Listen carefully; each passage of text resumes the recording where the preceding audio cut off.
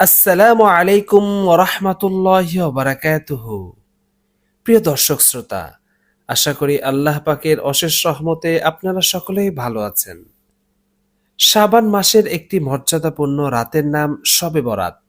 হাদিসের ভাষায় লাইলাতুন নিসফি মিন শাবান তথা 15 শাবানের রাত। শবে বরাত ফার্সি শব্দ। সব শব্দের অর্থ রাত, বরাত অর্থ নাজাত বা মুক্তি। এই দুই শব্দ মিলে অর্থ হয় মুক্তির রজনী। এই রাত নিঃসন্দেহে ফজিলতপূর্ণ। হযরত আবু বকর রাদিয়াল্লাহু আনহু থেকে বর্ণিত, রাসূলুল্লাহ সাল্লাল্লাহু আলাইহি সাল্লাম বলেন, শাবান মাসের 14 তারিখ দিবাগত রাতে মহান আল্লাহ তাআলা দুনিয়ার আসমানে অবতরণ করেন। সে রাতে তিনি মুশরিক এবং অন্য ভাইদের প্রতি বিদ্বেষ পোষণকারী ব্যতীত সকলকে ক্ষমা করে দেন।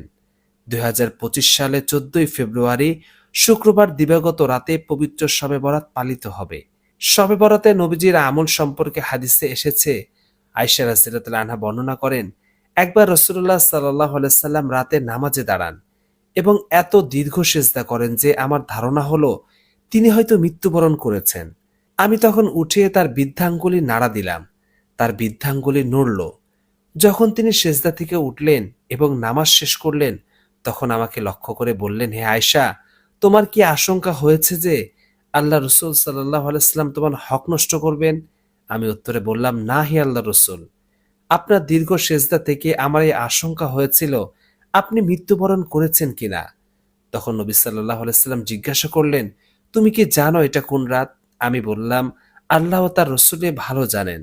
রাসূলুল্লাহ সাল্লাল্লাহু আলাইহি সাল্লাম তখন ইরশাদ করলেন, এটা হলো অর্ধ শাবানের রাত শবে বরাত।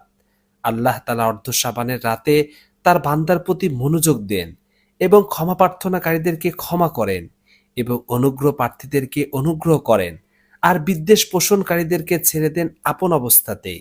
হযরত মুআয ইবনে জাবাল রাদিয়াল্লাহু তাআলা আনহু বলেছেন, হযরত মুহাম্মদ সাল্লাল্লাহু আলাইহি ওয়াসাল্লাম ইরশাদ করেন, মহান আল্লাহ তাআলা এই রাতে অর্থাৎ শাবান মাসের 14 তারিখ রাতে তার সৃষ্টির দিকে রহমতের নজর দেন। এই রাতে তিনি বিদ্বেষ পোষণকারীদের এবং যারা মুশরিক তাদের ছাড়া সকল বান্দাদের ক্ষমা করে দেন। এই রাতে যদি কোনো ব্যক্তি আল্লাহর কাছে মনে থেকে ক্ষমা প্রার্থনা করেন, তাহলে তাকে ফিরিয়ে দেন না।